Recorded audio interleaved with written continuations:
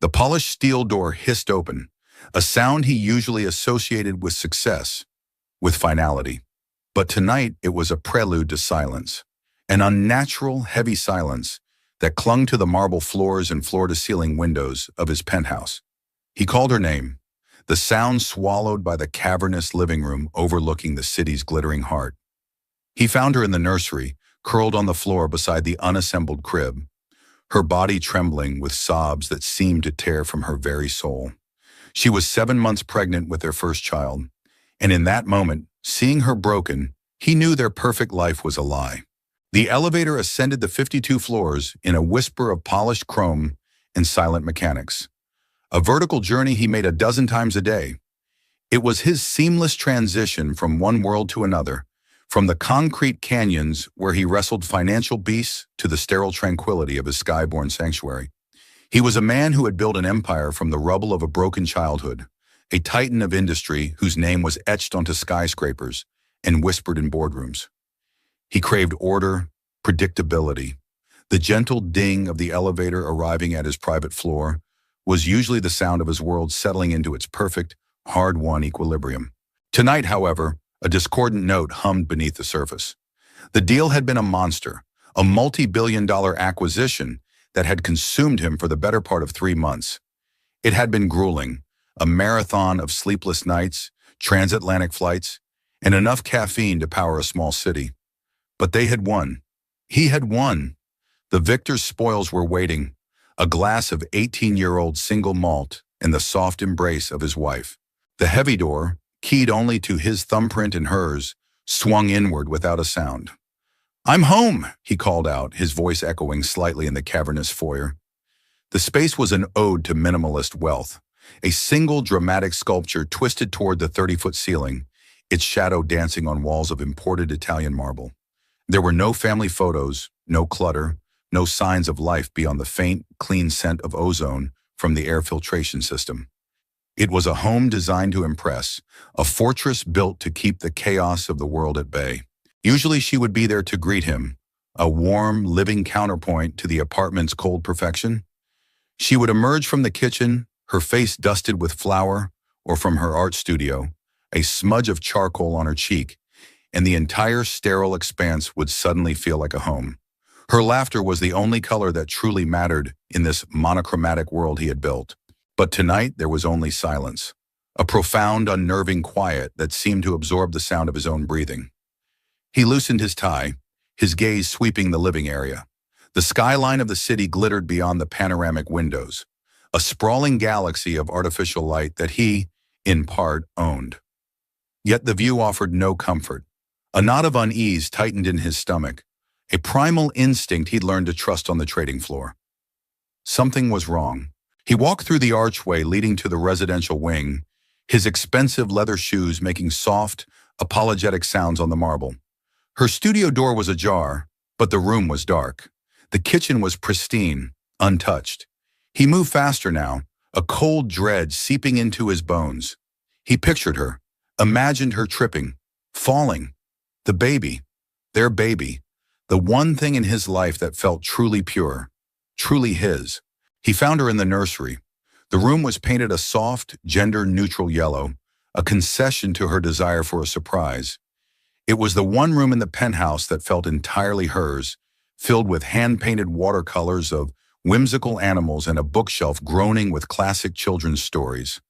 A custom-made crib, a ridiculously expensive piece of sculpted oak, lay in pieces on the plush rug, its assembly instructions discarded nearby. And beside it, curled into a tight ball, was his wife. Her back was to him, her shoulders shaking with violent, silent sobs. The sight was a physical blow, knocking the air from his lungs. In the 4 years they had been married, he had seen her cry only twice. Once during a tragically sad movie, and again on the day they learned she was pregnant. Tears of pure, unadulterated joy. This was different. This was the sound of a heartbreaking, a desolate, gut-wrenching grief that had no place in their carefully constructed world. He knelt beside her, his hand hovering over her back, afraid that his touch might shatter her completely. "Hey," he whispered, his voice rough with an emotion he couldn't name. "What is it? What's wrong? She flinched at his voice, pulling herself tighter. A small wounded sound escaped her lips. He could see the tracks of her tears glistening on her cheeks in the dim light filtering in from the hallway. Her beautiful face, the face he saw in his dreams, was swollen and blotchy with sorrow. Talk to me, he pleaded, his own control beginning to fray. He was a man of action, a fixer of problems. He could negotiate hostile takeovers and crush competitors, but this raw, unfiltered pain left him feeling utterly helpless. He reached out again, this time resting his hand gently on her shoulder. Her skin was cold. Is it the baby? Is the baby okay? She shook her head, a violent, jerky motion. The baby's fine, she choked out, her voice so hoarse it was almost unrecognizable. Relief warred with confusion. If not the baby, then what? What could possibly have happened in the 12 hours since he'd left for the office that could reduce his vibrant, resilient wife to this shattered heap on the nursery floor? He looked around the room, searching for a clue, a reason. His eyes landed on her phone, lying screened down on the rug a few feet away. A small, dark corner of his mind, the part that had clawed its way to the top, whispered a question he didn't want to ask. He had given her everything, a life of unimaginable luxury, security, his unwavering devotion. What could possibly bring her this much pain? As he knelt there, the silence of the penthouse pressing in, he felt the first terrifying crack appear in the foundation of his perfect life. He helped her to her feet, his hands gentle on her arms as if she were made of delicate glass. She felt fragile, her movements stiff and uncoordinated. She wouldn't meet his eyes. Instead, her gaze remained fixed on the floor, on the scattered pieces of the unassembled crib, as if they represented the unassembled fragments of their life at that moment. He led her from the nursery, the soft yellow walls suddenly feeling mocking and cheerful, and guided her to the living room. He sat her down on the sprawling white sofa, a piece of furniture that cost more than the house he'd grown up in. He then went to the bar, his movements automatic, and poured a glass of water, his hand shaking so slightly that only he would notice. The single malt he'd been craving now seemed obscene. He brought the water to her, pressing the cold glass into her trembling hands. Drink, he said softly. It was a command, but tempered with a gentleness he reserved only for her. She took a small, shuddering sip, the condensation from the glass dripping onto her simple maternity dress. The silence stretched between them, thick and suffocating. Outside, the city pulsed with life, but inside their glass tower, time had seemed to stop. He sat on the ottoman opposite her, leaning forward, trying to read her face, but she had become a stranger to him in the space of an hour. The open, expressive woman he loved had been replaced by this shuttered, guarded figure. Tell me what happened, he urged, keeping his voice level, fighting the tide of panic rising in his chest. Did someone call? Did you get bad news? He thought of her parents, aging but healthy, who lived a quiet life in the countryside, funded by his generosity. Is it your mother? Your father? She shook her head, a listless, barely perceptible movement. No, they're fine. Her voice was a monotone, devoid of its usual warmth. Then what is it? The question came out sharper than he intended, a sliver of his boardroom impatience cutting through his concern. He immediately regretted it. I'm sorry, he said, softening his tone. I'm just worried. I've never seen you like this. A tear escaped and traced a slow path down her cheek. She didn't bother to wipe it away. I'm just tired, she whispered, the words so faint he had to strain to hear them. It's the hormones, I guess. Overwhelmed. I was trying to build the crib and I just couldn't do it. It was the most pathetic lie he had ever heard. This was not a woman frustrated by flat-pack furniture. This was a woman hollowed out by grief. His mind raced, cataloging possibilities. Financial trouble? Impossible. A health scare she was hiding? Unlikely. He had access to the best doctors in the world. A fight with a friend? She didn't have many close friends. Their life was insulated, private, just the way he liked it. The dark whisper from the nursery returned, louder this time. Her phone. He saw it, still lying on the nursery floor in his mind's eye. An affair. The thought was a venomous serpent, coiling in his gut. It was a cliché, the bored, beautiful wife of a wealthy, work-obsessed man seeking comfort elsewhere. But it didn't fit. She wasn't like that. Their connection was real, deep. He had staked his entire emotional life on that certainty. He loved her with a desperate, possessive intensity that bordered on worship. She was the one good thing that had ever happened to him, the anchor that kept him from drifting into the cold, empty space of his own ambition. The idea that she could betray that, it was unthinkable. It would be the end of him. He pushed the thought away, disgusted with himself for even considering it. He was letting his exhaustion and fear get the better of him. He had to trust her. "Okay," he said slowly, choosing his words with care. "Okay, you're overwhelmed. I get it. I've been absent. This deal took everything. I'm sorry." He reached across the space between them and took her hand. It was limp and cold in his grasp. "I'm back now. It's over. I'm all yours. We'll build the crib together this weekend. We'll do whatever you want." He was offering an olive branch, a return to normalcy. He expected her to squeeze his hand, to offer a small watery smile, to let him in. Instead, she slowly pulled her hand away, tucking it into her lap as if his touch had burned her. The rejection was a quiet, devastating blow. "I think I'm just going to go to bed," she said, her voice still flat and distant. She rose from the sofa, her movements slow and deliberate, the swell of her belly a prominent silhouette against the city lights. She didn't look at him as she walked away, her posture rigid, her shoulders slumped. He watched her go, a chasm opening between them with every step she took. The porcelain mask of her composure was firmly in place, but he had seen the cracks.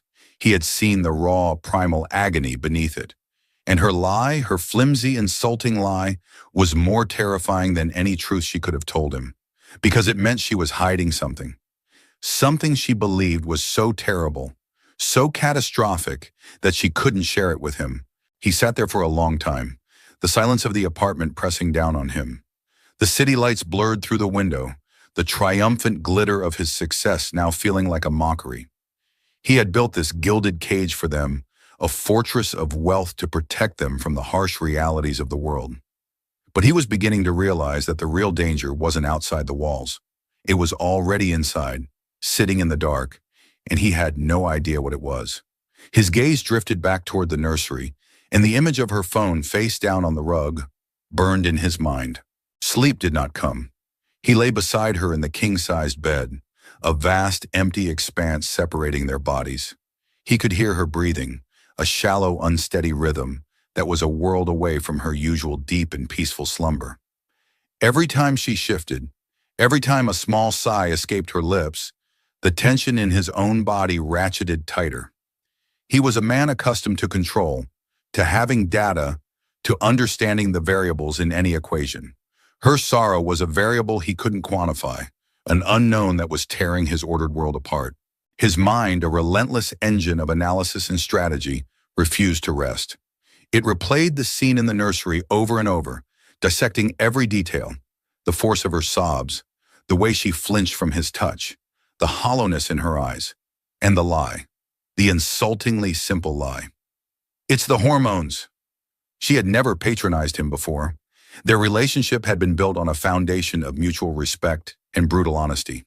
He had told her about his past, the dirt-poor, violent upbringing he had fought so hard to escape. He'd shown her the scars, both literal and figurative, and she had traced them with a tenderness that had healed parts of him he didn't know were broken. In return, she had been his open book, until now. He slipped out of bed, the motion fluid and silent. The moon cast long, skeletal shadows across the floor as he padded back into the living area.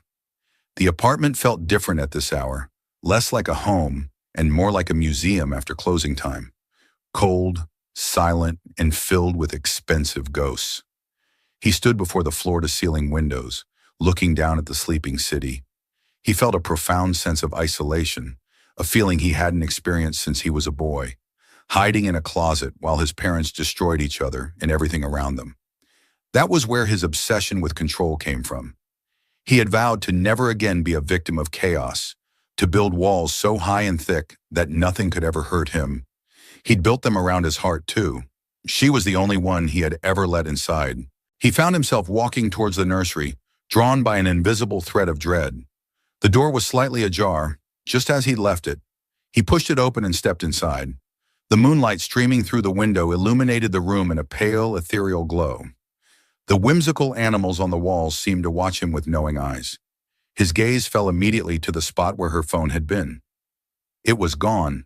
Of course, she must have retrieved it when she'd gone to the bathroom before bed. He scanned the room again, his eyes sharp, searching for, he didn't know what, a misplaced object, a note, anything out of the ordinary. His attention settled on the changing table.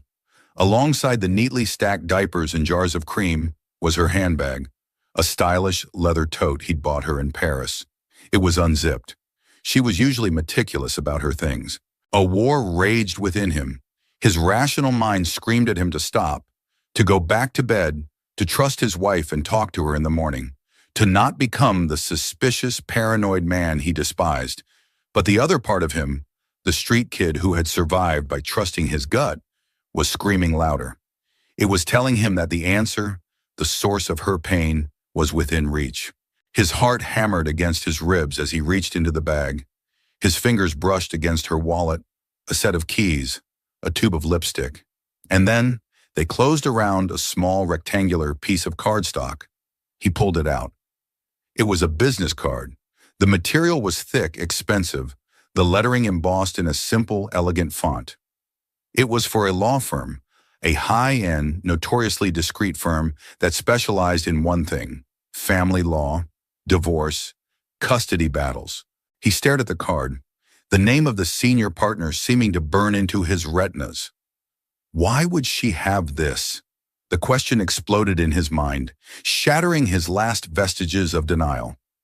There was no innocent explanation. You don't consult a divorce lawyer because you're having a bad day. He sank down onto the small rocking chair in the corner, the business card trembling in his hand.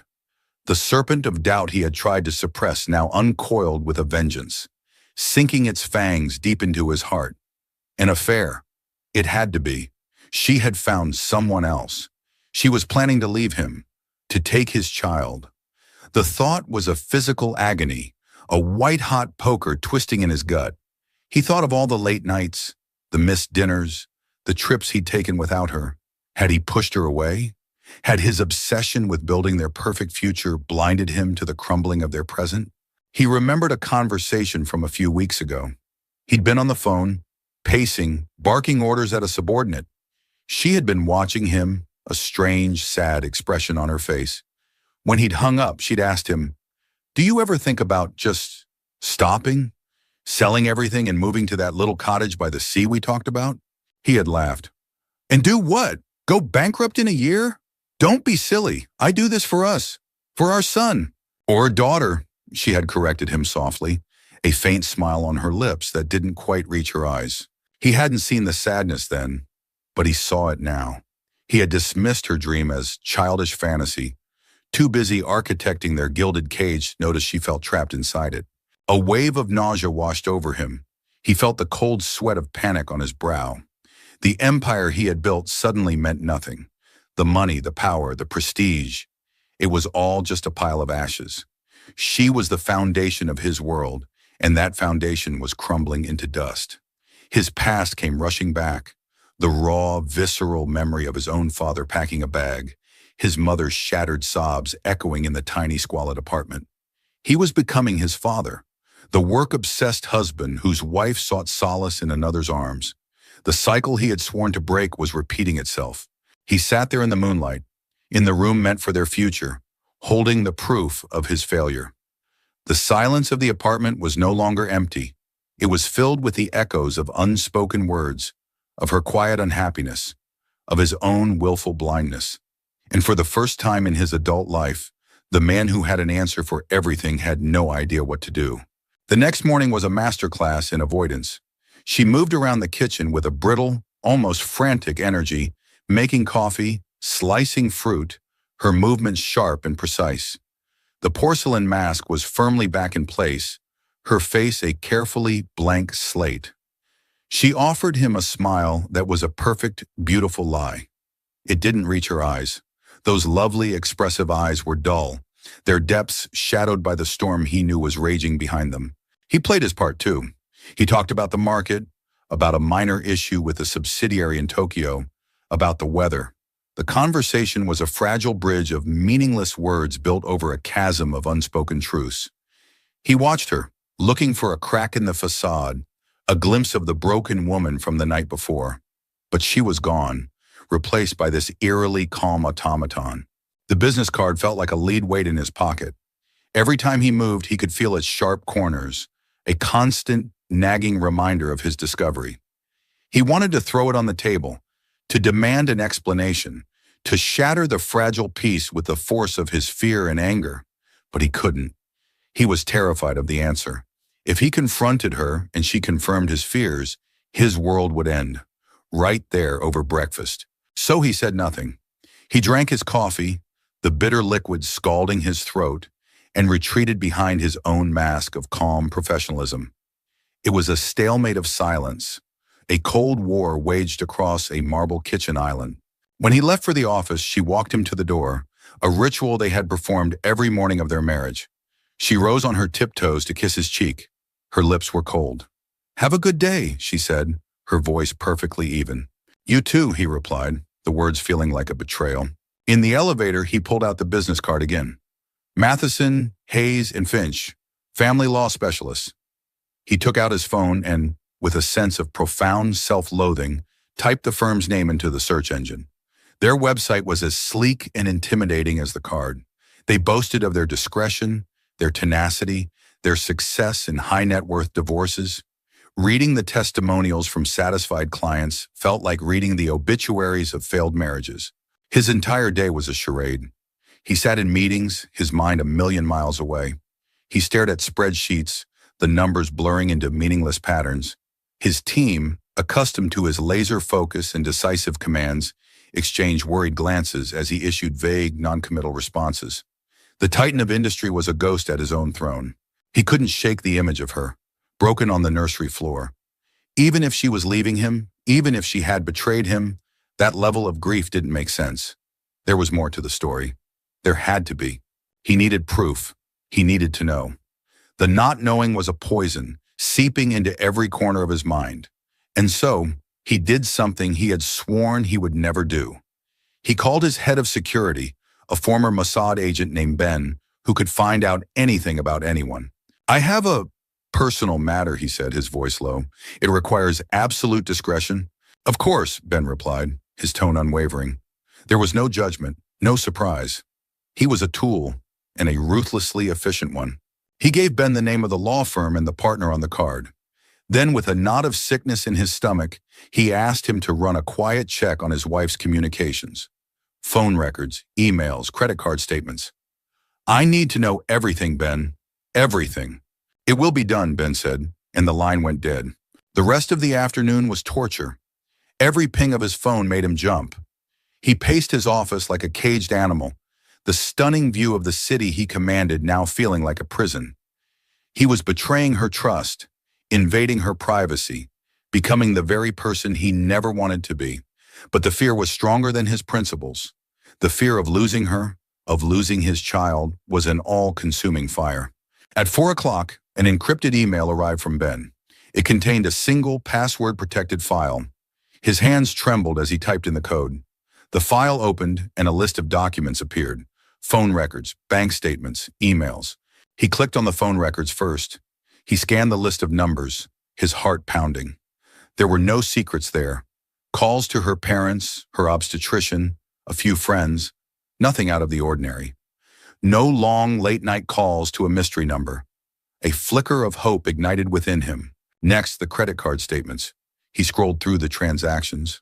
Flowers for her mother, books from an online store, maternity clothes, a large purchase from a high-end baby boutique. Then he saw it, a recurring monthly charge, a significant one, $1,500 every month for the past 6 months. The recipient was a nondescript holding company he didn't recognize. He made a note to have Ben trace it. Finally, the emails. Ben had only been able to retrieve metadata in a few fragmented chains from a deleted items folder she must have forgotten to clear. Most of it was junk mail, newsletters, online shopping confirmations. He was about to close the file. a wave of relief and guilt washing over him when he saw a subject line that made his blood run cold. It was from an address he didn't recognize. The subject, the arrangement. He clicked on it.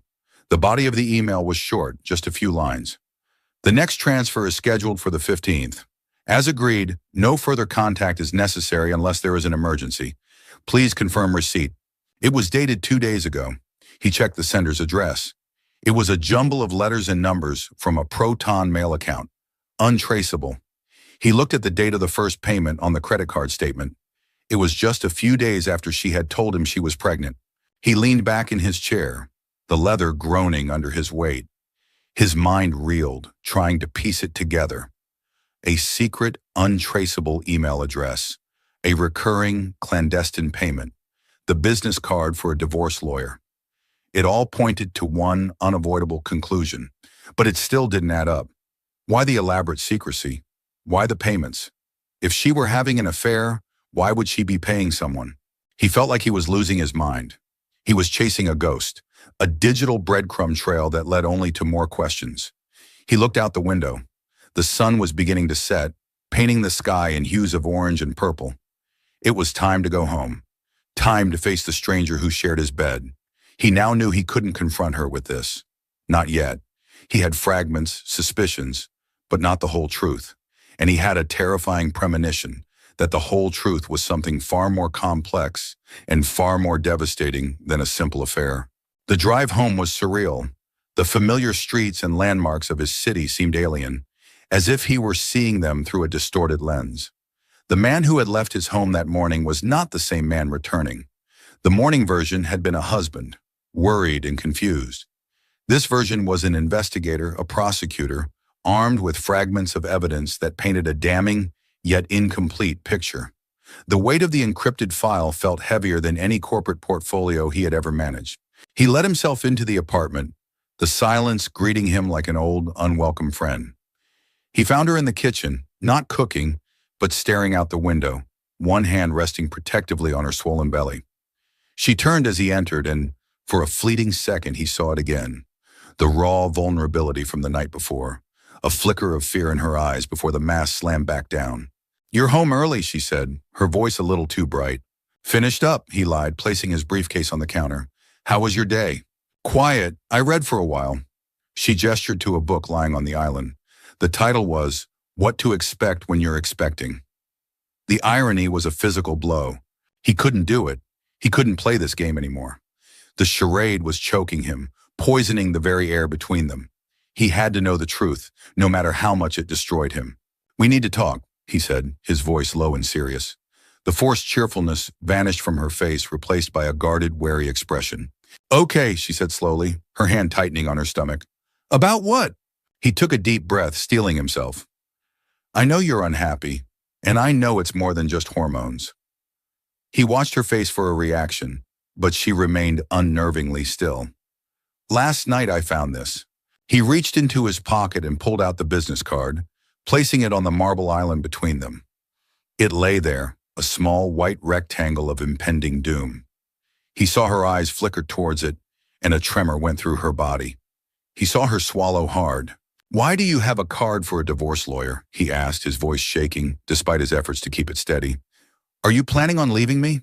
The silence that followed was the loudest thing he had ever heard. He could hear the hum of the refrigerator, the distant wail of a siren from the street below, the frantic beating of his own heart. She stared at the card, then slowly raised her eyes to meet his. They were filled with a swirling vortex of emotions he couldn't decipher. Fear, yes, but also a profound sadness and something that looked like pity. "No," she whispered, the word barely audible. "I'm not leaving you." "Then what is this?" he pressed, his voice rising. "What are the secret payments for?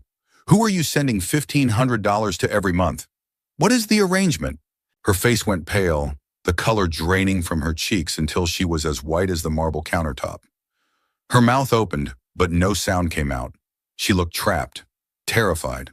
"I hired an investigator," he confessed, the words tasting like ash in his mouth. "I had to know. I thought you were having an affair." A single harsh, broken sound escaped her lips. It might have been a laugh or a sob. An affair, she choked out, her voice cracking. You think this is about an affair? She pushed herself away from the counter and staggered back, her eyes wide with a wild, desperate pain. God, if only it were that simple. And then, the dam broke. The carefully constructed walls of her composure didn't just crack, they exploded.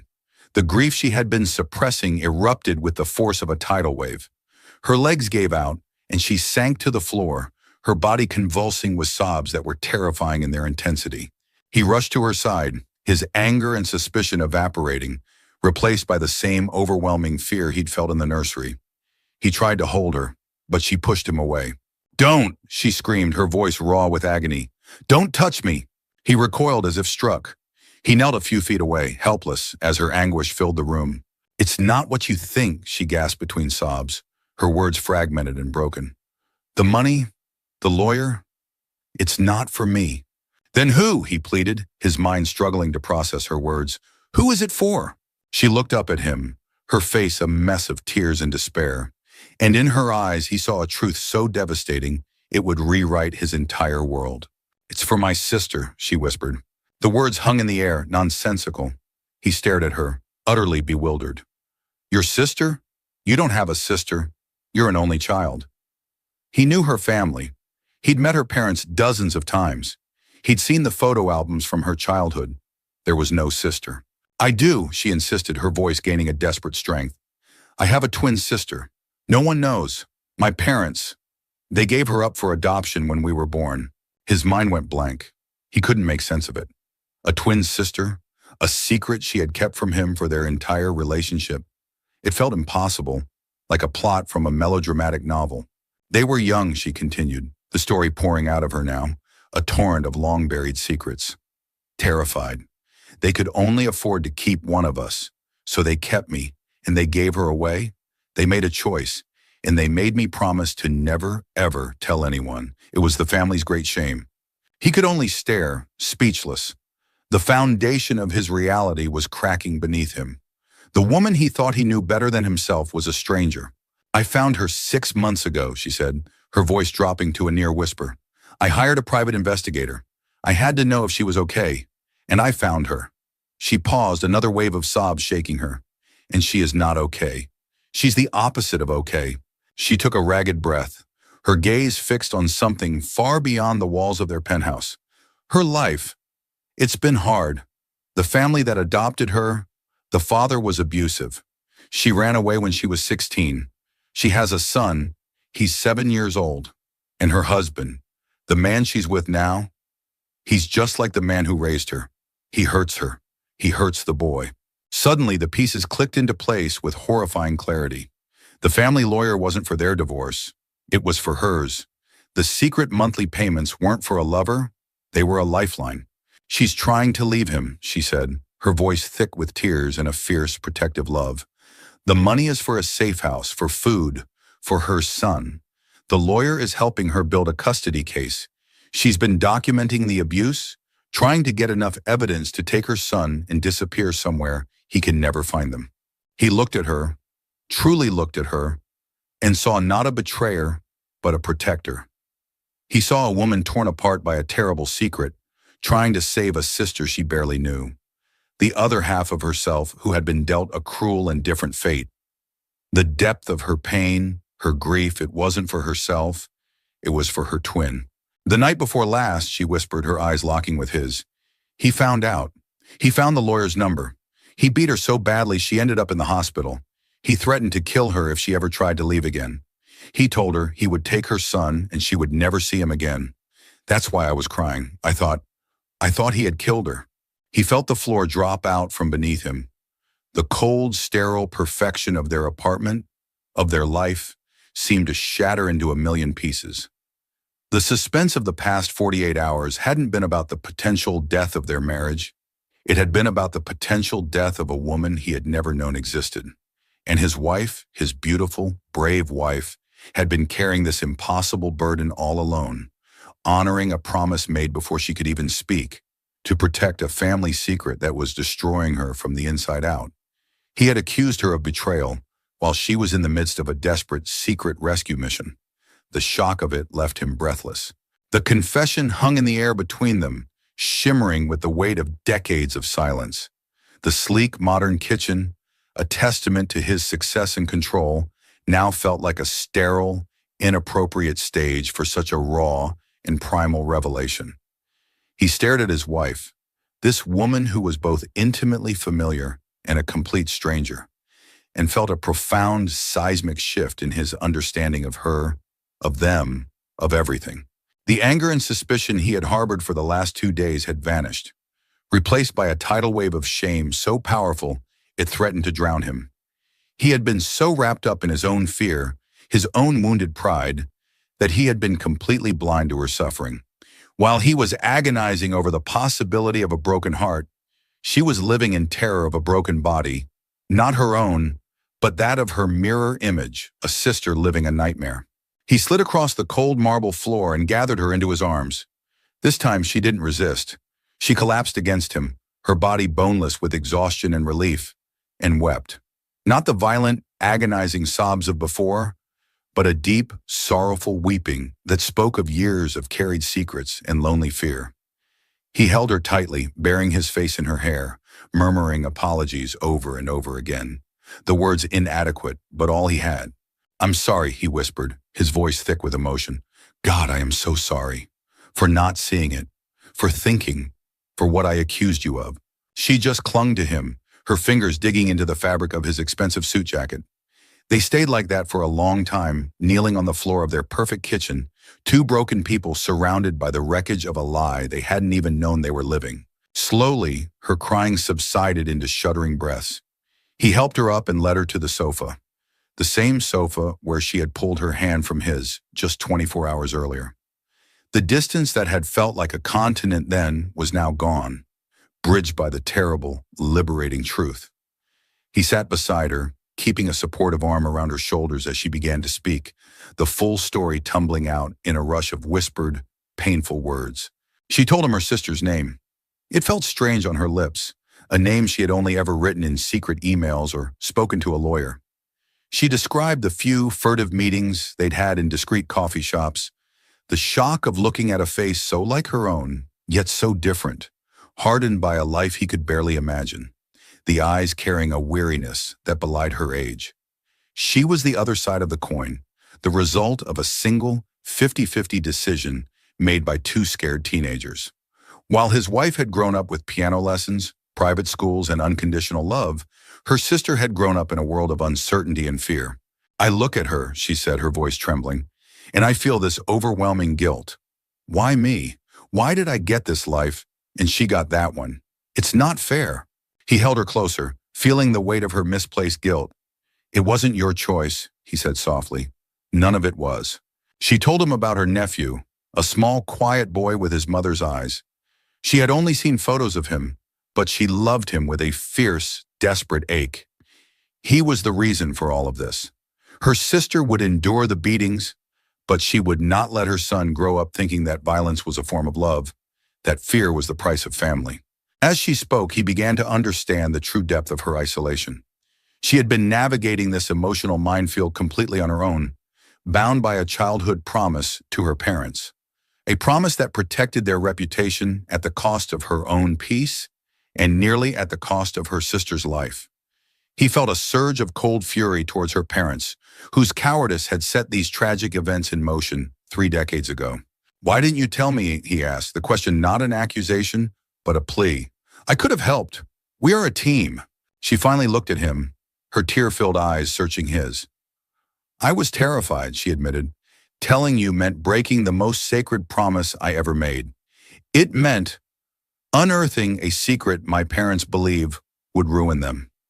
And I was afraid you would see me differently, that you would look at me and see this damaged family, this complicated past."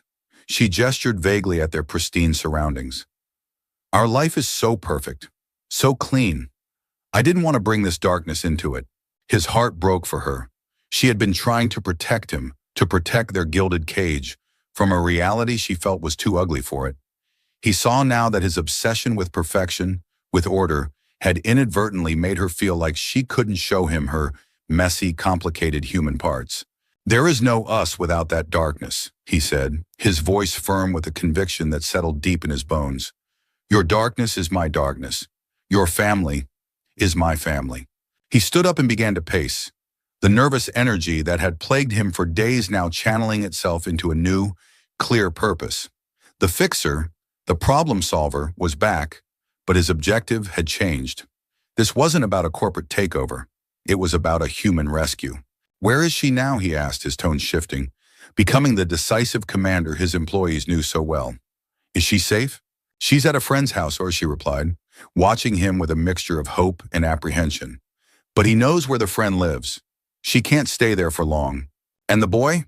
"He's with her. She managed to get him out." "Okay." He stopped pacing and looked at her, his mind already formulating a plan, running through logistics, calculating risks. The helplessness he had felt for the past 2 days was gone, replaced by a cold, clear resolve. "Okay, this is what we're going to do." In that moment, the power and resources he had amassed, which had felt so meaningless just hours before, suddenly had a purpose. His wealth, his connections, his ruthless efficiency, they weren't just tools for acquiring more wealth. They were tools for salvation. He looked at his wife, her face stained with tears, but her eyes shining with a fragile, nascent hope, and he knew their life would never be the same. The perfect, sterile world he had built was gone forever, and in its place something real, something messy, and something far more meaningful was about to be built. The next 12 hours were a blur of calculated action. The penthouse, once a silent monument to their quiet life, transformed into a tactical command center. The man who had ruthlessly orchestrated corporate acquisitions now applied that same ferocious intensity to a far more important merger: the joining of two fractured families. His first call was to Ben, his head of security. There was no preamble, no evasion. "Change of plans," he said, his voice a low, urgent hum. "Forget the surveillance. We have a new priority: an extraction." He laid out the situation in cold, hard facts. A woman and a 7-year-old child in danger, a violent husband, a need for absolute discretion and speed. Ben, to his credit, didn't ask a single personal question. He simply processed the data and began outlining a strategy. He spoke of safe houses that weren't just apartments, but fortified, untraceable locations. He talked about transport, about legal shields, about creating a digital black hole around the sister and her son so that the husband, no matter how hard he looked, would find nothing but dead ends. While he handled the logistics, she was on the phone with her sister. Her voice was a low, steady murmur of reassurance, a stark contrast to her earlier hysteria. For the first time, she was not just a secret benefactor, but an active participant, a lifeline. She was giving her sister something more valuable than money: a concrete plan, a pathway to freedom. Hope. He watched her, a fierce pride swelling in his chest. This was the woman he had fallen in love with, strong, compassionate, and utterly fearless when it came to protecting those she loved. The most difficult call was to the family lawyer whose card had started it all. He made the call himself, with his wife sitting beside him, her hand gripping his. He introduced himself, the weight of his name instantly changing the lawyer's tone from professionally courteous to deferential. "My wife has briefed me on her sister's situation," he said, cutting straight to the point. "The passive, document, and wait approach is over. We are moving to active intervention. I am authorizing you to use the full extent of my resources. I want the best child custody experts, the most aggressive litigators. I want a restraining order so airtight that he can't come within 500 yards of them without triggering an alarm on every police officer's phone in the state. Spare no expense." He was declaring war. He was taking all the power, all the influence he had accumulated, and focusing it like a laser on one man who hurt women and children. It was the purest, most righteous purpose he had ever felt. As dawn approached, casting a soft gray light over the city, the immediate plan was in place.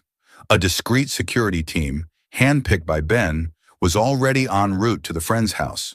A private jet was being fueled at a suburban airport, ready to take the sister and her son to a secure location in another state. A beautiful house on a quiet lake where they could heal while the legal battle raged. With the logistics handled, an exhausted quiet settled over the apartment. They sat together on the sofa, watching the sunrise paint the sky. The adrenaline had faded, leaving behind a profound sense of gravity. They had crossed a point of no return. Their lives were now inextricably linked with a woman and a child they barely knew. Their future, once a predictable trajectory of wealth and comfort, was now a wild, unknown territory. "Are you sure about this?" she asked, her voice soft in the quiet room. This will change everything.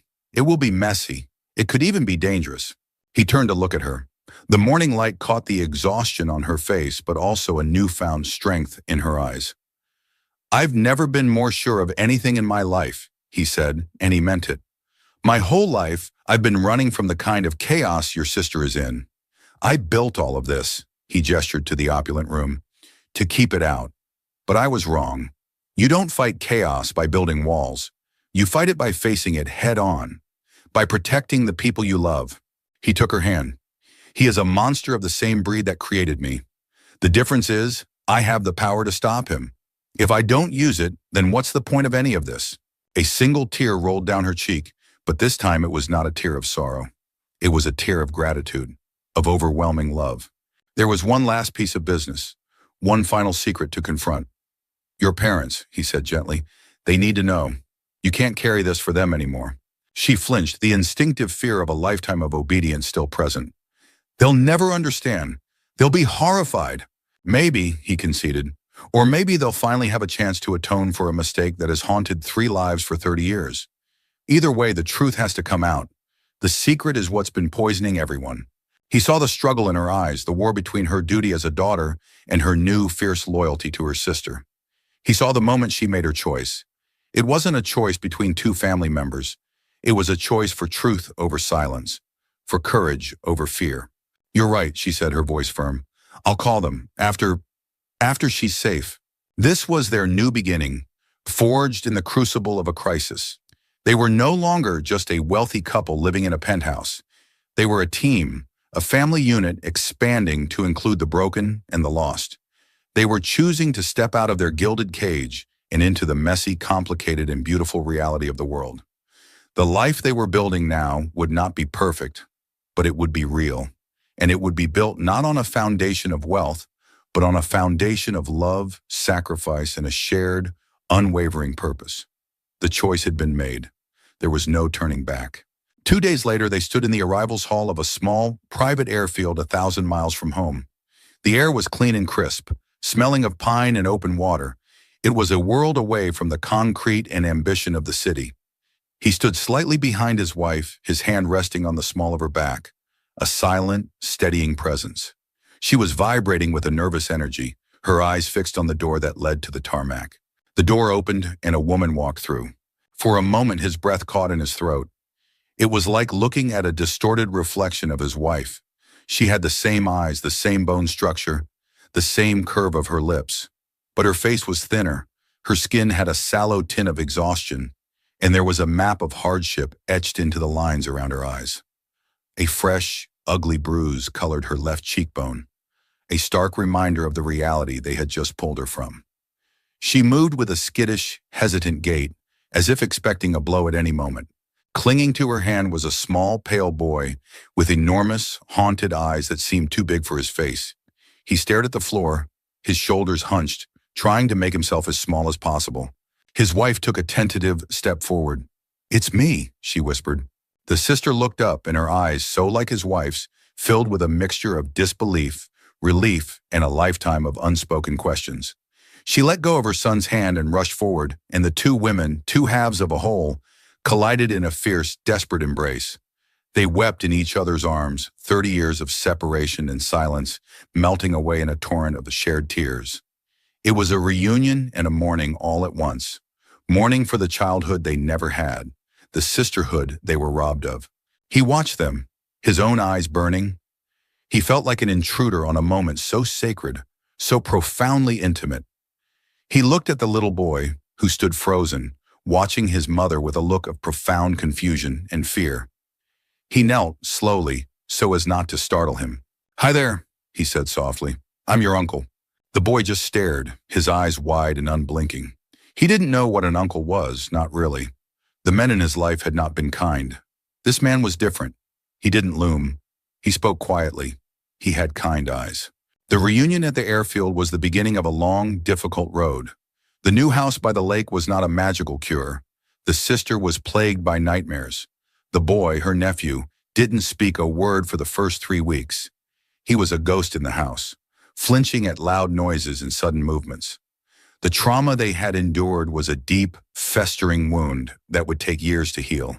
But they were safe, and they were not alone. His wife stayed with them for the first month, a constant, loving presence. She and her sister spent hours just talking, piecing together the disparate fragments of their lives, forging a bond that was both brand new and ancient. He flew out every weekend, leaving his empire in the capable hands of his subordinates. He brought groceries and toys. He spent his time not in boardrooms, but sitting on the floor, patiently building elaborate Lego castles, hoping to coax a word, a smile, from his silent nephew. The legal battle was brutal, just as he had anticipated. The husband was a cornered, vicious animal. He fought dirty, leveling false accusations, trying to paint the sister as an unfit mother. But he was no match for the legal army his money had assembled. And more importantly, he was no match for the truth. The call to their parents was the hardest part. His wife made it from the house by the lake with her sister holding her hand. The reaction was exactly what she had predicted. Shock, denial, then shame, and horrified regret. There were tears and recriminations.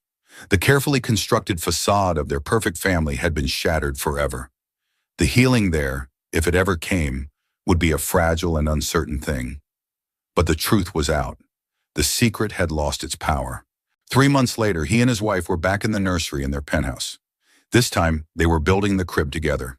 He tightened a final screw and stood back, admiring their handiwork. It was solid, sturdy, ready. His wife came and stood beside him, her belly now a proud, full globe. She leaned her head against his shoulder.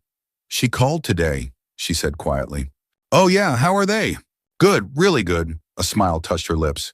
"He spoke to me, on the phone. He told me he loves his new room, and he asked when he could see his cousin." He felt a lump form in his throat. He wrapped his arms around her, holding her and their unborn child close. The gilded cage had been broken open. Their world was no longer pristine or predictable. It was messy, complicated, and filled with broken people. But it was also filled with hope, with healing, and with a fierce, unconditional love that was stronger than any wall he could ever build. Their family wasn't just the 3 of them anymore. It was 5. A strange, fractured, and beautiful family, forged in a crucible of secrets and lies, and saved by a single courageous choice. The city lights glittered outside, but for the first time, he wasn't looking at his empire. He was looking at his world, and it was finally, truly whole. So, what would you have done? If you came home to find the love of your life in pieces, and every clue pointed to the ultimate betrayal, would you have hired an investigator? Would you have risked destroying everything to find the truth? Or would you have trusted even in the face of damning evidence? Let me know in the comments below.